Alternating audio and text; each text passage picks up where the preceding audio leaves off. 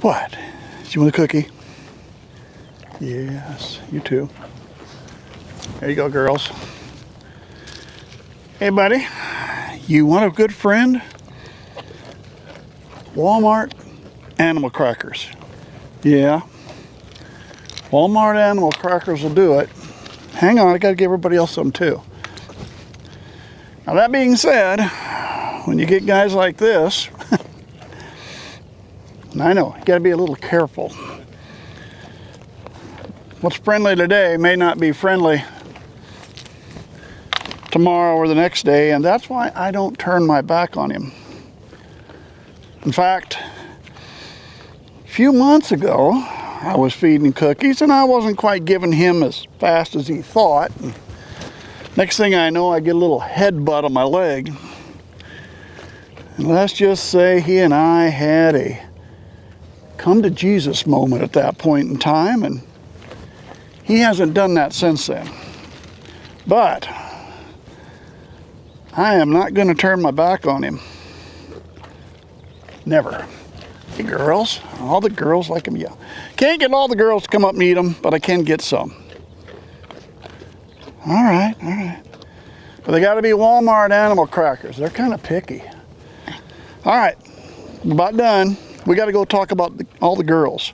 Your girls and everybody else's girls. We got one more for you. Hang on. Yeah, I know. Oh. All right, there you go. You're done. That's it. Go away. All right. No, I have no more for you. That's it. Today, we're going to talk about the girls. We talked about the boys last time. I said we're going to talk about girl genetics this time. But let me get out of here. I think I'd like to concentrate on talking to you and not have to be keeping one eye on him all the time. We'll go over there. We'll talk about genetics on the ewes. All right. Let's talk about genetics on the ewes.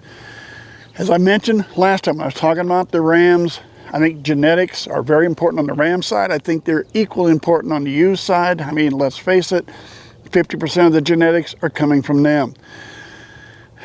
I'm also a big believer those genetics, those really good genetics, need to be up close.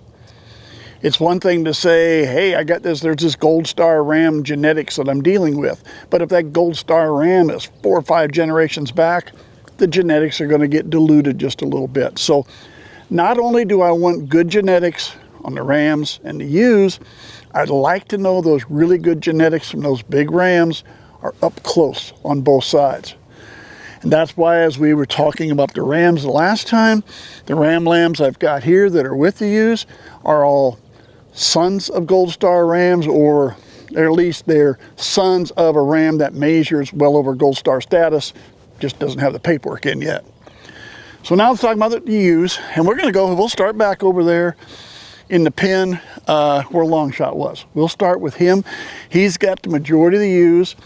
On paper, I think he's probably my better ram, though admittingly, Stoney right here, he has some pretty good papers too. He was a little younger. I wasn't sure he was going to do breeding. Matter of fact, this morning I noticed Stoney was here with one ewe, and she was, hey guys, I'm right here. Those two right there. And Stoney was like, oh, you want to fight? Okay, I know how to do that. So she didn't want to fight, but Stoney thought she meant she wanted to fight. So he's learning. He's kind of figuring out what to do, but that's why he didn't get a lot of ewes to begin with. He's the youngest ram. Let's get back over there to Longshot and discuss what the ewes are, the genetics from the ewes that I put with him.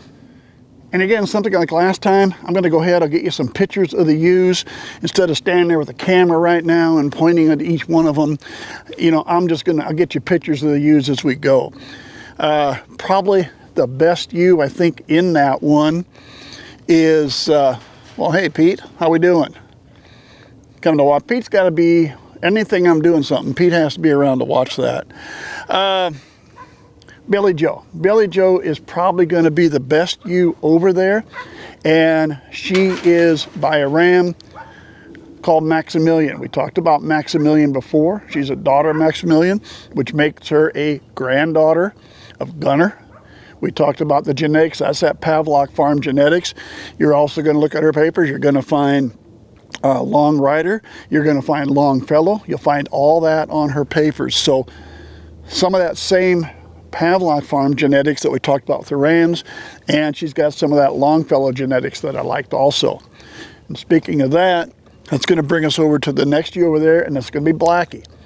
Blackie is a daughter of Boondocks, Gold Star Ram, and Boondocks is by Longfellow. Again, the same Gold Star Ram. So there you're looking at really good genetics on her side. Billy Joe has a little more on both sides. She's got a little of the good genetics on both sides, whereas Blackie's got it pretty good on one side, not so much on the other, but still, she's got some really good genetics and really close-in genetics with her. You're also going to find 2 ewe lambs in that pen, and those are daughters of Blackie. That's her daughters. I just left them with her. I didn't wean anything. And the main reason they're in that pen is I didn't wean. You either got to wean well ahead of time. And by that I'm thinking, I don't want to separate my ewes like I did the first November and then put her over here and put the daughters over there. Because the first 2 weeks after they're weaned, it's going to be, oh, where's mom, where's the babies, well, you know, this and that. Even though they're really kind of weaned, they've never been separated. So in this situation, I just left them together. They're still all together. Still good bloodlines with them. I mean, they're a daughter there. They both are from a ram that my son-in-law had. All right. Now, when I bought his ewes, he had a bunch of rams. He sold all the rams along with his Texas doll ewes. But he had a paint ram that was with the paint ewes that I bought. And that paint ram he had is a son of Rocky. So we're back to Rocky that we talked about in the last video, and El Chief. That Ozo, Zarco, El Chief, those bloodlines. So that's where they are bred. And in this situation, I got a picture here. I got 2 pictures. I put them together. We took the first one, he is 23 months old. That's the picture on the left-hand side. He's 23 months old at that time. That's just about the time he was going to be sold. So we measured him quick to see, would he make the 94 inches for Gold Star? He came up 93.5. So he was a ½ inch off being Gold Star. That was last March. The second picture, the one on the right side, was just taken the first part of November. So as you can see in that November picture, the horns are definitely longer, really more mass to them. So clearly he is a Gold Star ram. Now, will he ever be measured and will he ever be officially a Gold Star ram? I don't know. Where he went, I'm not sure if they really care. They're more there. He's raising rams for high fence hunting operations. So genetics, as far, he wants the genetics. He wants that nice ram that grows big, grows fast, because he wants that for his genetics. But as far as registering painted desert sheep, probably really isn't going to mean too much. So he may never be registered. But the key is, when I talk with those 2 ewes, they still have that great genetics that we're looking for. Who else do we got? Oh, we got one other in here. We have one in there called Brownie. Brownie is a daughter of Rocky. So again, she will be a granddaughter of El Chief. So really good in genetics. She doesn't have much in the way of genetics on the other side, and that's something we're going to talk about in future videos. And I'll get into that a little bit later in this video and tell you why I want to talk about that, because that's an important factor too. But she's still got some really good genetics, and this is kind of what I'm looking for, in a sense of, with Long Shot there, I'm looking at those Pavlok Farm genetics. And when I look at Rocky and El Chief, I'm looking at that Ojo Zarco genetics and wanting to cross that. That's my goal, is to cross those genetics. So right here, I'm taking Long Shot and I'm breeding to a daughter of Rocky, and I'm getting that cross in that genetics that I'm looking for. I got one other ewe left in there. And I got her, she came from Alviso Ranch. That's the ewe I've been fighting with worms all late summer, early fall with her. She was, you know, we did worming early. When I took the 2 lambs, she had 2 ewe lambs. When we took them off, I thought she was a little thin, but gosh, they were just huge ewe lambs that came off her. So I thought, well, that might be why she's a little thin. But then she wasn't getting any better. She wasn't putting any weight on when they got weaned off. She got wormed. She got wormed 3 times with Zymectrin, We hit her every other day, 3 times I hit her that way. Waited for a while, hit her, and I don't have the second wormer. I don't remember the name of the second wormer. That one's even maybe a little stronger than the subject. We hit her with that one. Hit her with that one again 10 days later. And we went along, and she's still kind of loose and this and that. As we brought her in about 4 or 5 days ago, and it is definitely killer cure time. So we went back to Zymectrin, but instead of like 5 milliliters, which should be right for her, we gave her 10. Doubled it up, hit her hard with it. She's still alive, so killer cure. We still got her alive. She's in there mainly because I don't have a pin to put her by herself. I don't care if she breeds, she probably won't. Because she's thin, because she needs to put on weight, odds are she's not going to breed, and that is fine by me. I just don't have a place to put her by herself. You don't want to put her by herself, but I don't have any other ewe lambs to put her with that aren't going to get bred, that aren't, or with a ram anyway. So she's there, probably won't get anything from her. Got to take care of that side. Let's talk about Stu. Let's turn this around and talk about Stu. All right, in the case of Stu, I don't have to worry too much about him coming up behind me. He's friendly, but he's not to the point he's going to come up behind me anyway. Stu is half brother to Longshot. He is by Thriller, who goes back to Dynamic and Dino, as we discussed in the last video. And if you're not familiar with all the rams, if you didn't see the last one, you can always go back and catch that video. Just go back and look at the last one. He has 4 ewes. I put 4 with him. The dark, mostly black or chocolate, and it's probably a lot sun bleached, so it's probably is just black and white. That is a daughter of Heartbreaker. This goes back to Longfellow. So again, we have Heartbreaker is a Gold Star ram, Longfellow Gold Star ram. She's got really good genetics, and again, they're up close.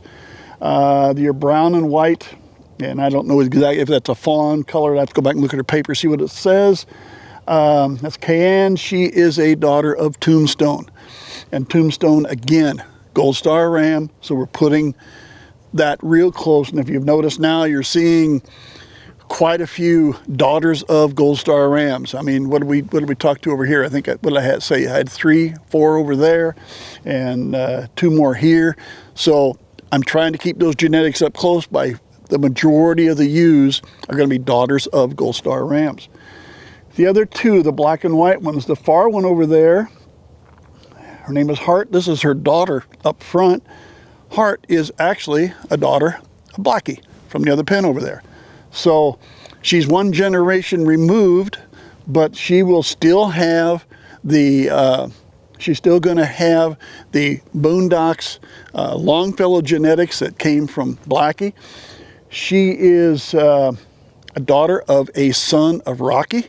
We don't have him. I don't have a picture of him, but she is a son of Rocky. So she has the Boondocks and the Rocky. They're just down an extra generation. So they're not daughters of, we're looking at granddaughters now, or great-granddaughter of Rocky, I guess, in that situation. And her lamb right here, she is from the same ram I showed you on the other 2 there. This one right here, that is her sire. So again, they're really good genetics. They're just down another generation, which is what you're going to have the farther you move away, that you're going to move down. But all there, really nice generation. We're taking the 2 anyway that have some of the Rocky in the background, the ewe and her lamb, and of course we're crossing again with the Pavlok line as far as the Tombstone, and working over here with Heartbreaker. We don't have either line there, but we have a lot there. We're dealing here. We're back to that Longfellow, which is some of the stuff we have over here. So we're kind of really mixing 3 different good genetics, 3 different locations is what we're doing. So, all right, that brings us to Stoney over here. Let's go see what we do with Stoney. All right, now let's talk about Stoney. If we remember, if you didn't see the last video, Stoney is a son of Rocky, grandson of Ocho Zarco El Chief. So we have the really good genetics there, and yeah, he's still kind of checking her out and seeing what he's going to do. We'll see if he does anything. How we doing, Callie? So you're looking at the ewes here. We're not seeing a whole lot of, at least a couple of them you're not seeing some paints, and that's true. That's not what you're going to see. Let's take the first one up front here that comes up here with the blaze. The reason she is with him, this is Longshot's twin sister. All right, so with Longshot here. We're looking at the Thriller line, the Thriller Dynamic. We're looking at the Maximilian. We're looking at all that. Pavlok there. So in that words, that's why we're going to breed. Just as I said, I'm taking Longshot with the Pavlok line, and I'm breeding him to a daughter of Rocky. So I get that Ojozarko line and cross, but we're doing the same thing here. Only now I've got the ram on one side and I got the ewe on a different side. As far as the Texas doll ewe down here that he's interested in, she's not registered, all right? But if she has really great Texas doll genetics. So there's a situation where we still have, I know there's good genetics. I know she comes from good genetics. I'm not really too sure how far back those genetics are. You know, you don't have any registration, you don't have any papers, you can't tell. But I do know she has good genetics, and the main reason she's here is when my son-in-law was selling, that was my daughter's favorite ewe. He said, he was basically told, you can't sell her. I'm not going to let you sell her. She can't sell. So I bought her. So that's why I have her, so my daughter can still see her. Now, the nice thing is she is not bred, and we're going to get into more of this in the next week or two as we talk more about registrations. But if Tammy has lambs from Stoney and they have any, they got color, they're not just plain white that they have, well, actually if they're plain white, they might even be, I'd have to go look about that on breeding stock. But as long as they have some color to them, they can be registered. And he has to be registered, but the ewe doesn't necessarily have to be registered yet. And I'll explain more of that, if not next week, the week after, when I really want to get into the stuff about registrations and stuff. So I put her with him. The other one right here is Hershey, and I'm not sure what Hershey is, but I'll tell you what, Hershey throws some big lambs. And I'll have to see if I can find a picture. If I do, you're going to see it here in a minute. The first year we had Hershey, as you can see, she's basically just brown. Bred her to a Mouflon ram that I had at that time. So I got her and I got a Mouflon, and what did I get? I got a paint. Where did that come from? I have no idea where that color came from, but that's what she had, her very first lamb. So who knows? Now this year she was bred to a black belly ram, and she had a ewe that looked like the back belly ram, and she had a ram lamb that looked just like her. So who knows what we're going to get, but she has big bodied lambs, and I figured if nothing else, if I don't get any color, I get something that's going to grow big, grow fast, and we'll put her in the freezer. That's why she's still around. I liked her, so we kept her. That's why she's still here. So he's not really getting, in Stoney's case, he's got one really good ewe lamb over here in Longshot's sister. And then after that, he gets two that aren't really registered. But mostly what I care about Stoney is all the ewe lambs I get from these other two. Next year I get ewe lambs from the other two, and now I have ewe lambs from that Thriller side coming from Longshot or Stu. That's what I want to cross with him. There's my Pavlok genetics coming from their ewe lambs that I'm saving, and I'm crossing back to him. And if I get some ewe lambs out of him with crosses here, then that's fine, they can cross over. But more importantly for now, it's this first year, get the other cross. Next year, he will get any ewe lambs like that, but he will start getting some of these other ewes now. He might be down here where I just mentioned the Heartbreaker ewe or the Tombstone ewe. He might get those next year. Next year, we might start working a little for color. I got my Maximilian ewe in this other pen, and she's mostly black. She's what I would call a minimal white. She might be really good to put with him to try to get lambs with more white. There's all kinds of things you need to think about when you're crossing, but for now it's bloodlines, but later you can start looking at different colors and stuff like that too. That's it. That's the genetics on the ewes I've got. As you can see, the majority of them are daughters of Gold Star rams. Some of them are granddaughters of Gold Star rams. But again, the genetics here are very similar and very good, just they are to the rams, because, like I said, they're giving up half the genetics. They're producing half of it. It needs to be important to them too. In the future, I don't know if it'll be next week or the week after. I got some other stuff coming up in a video that'll be a little bit different, but we're going to talk about registration because I've seen people discuss, hey, I got my papers and there's almost no names on it. And the importance now of starting to partially close the registration as far as the rams are concerned. And we're starting to see the registration papers now have percentages of true blood on them. So I want to explain some of that, and I want to explain that just because you got a set of papers isn't filled up all the way through, that's not necessarily a bad thing. And we'll go over all that in a future video.